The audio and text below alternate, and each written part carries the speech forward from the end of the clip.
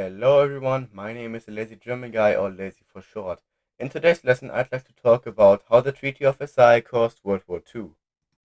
First of all, I do not intend to make Germany any less responsible for the horrors during the war. I just aim to shed some light onto this often overlooked factor. So, to start things off, for anyone who is unaware of the Treaty of Versailles, the Treaty of Versailles was a treaty which the USA, France, and Great Britain signed on the 28th of June in 1919, after the First World War. They made it so that Germany was forced to pay reparations. Those are payments to the countries affected by the war to kinda make up for what happened. Germany was forced to reduce their army to only 100,000 men, and their navy to only 15,000 men. They were also forced to scrap and give away their military vehicles. I'm talking ships, tanks, and planes. Among other things, Germany was also forced to accept that they were the only ones in fault of the war, which is almost entirely untrue. Maybe I will make a video on that as well, where I go over it in more detail. So what happened is that the Germans didn't exactly like being blamed for something they aren't really in fault of themselves. This led to a general hatred against the winning powers.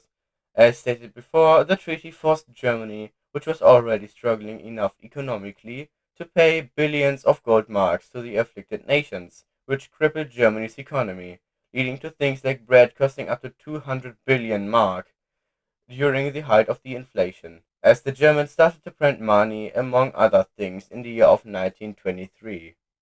Germany was also forced to give away part of the territories, such as Alsace-Lorraine, East Belgium, parts of Western Prussia, Posen, parts of Eastern Pomerania, the Holstein district, and some places in Africa.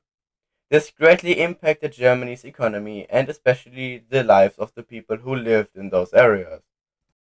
The Treaty of Versailles also mixed around in the Balkans, which we all know is never a good thing. And even better is that the Treaty of Versailles, which was a method of solving issues in Europe, might I add, did not solve or even address any underlying issues of the war in Europe.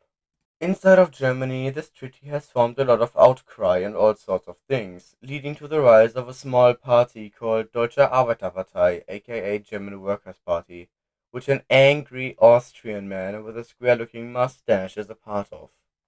This currently pretty irrelevant person in the grand scheme of things ended up being a crucial part in the growth of the German Workers' Party, using the already tense nature of the German population.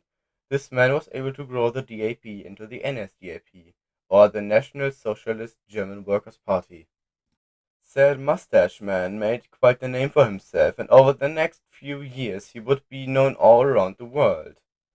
This Hitler guy led the NSDAP to become the most influential party in Germany, and ended up becoming the ruler or Führer of Germany, and challenged the winning parties of World War I to a rematch. Thanks for tuning in on a slightly controversial topic.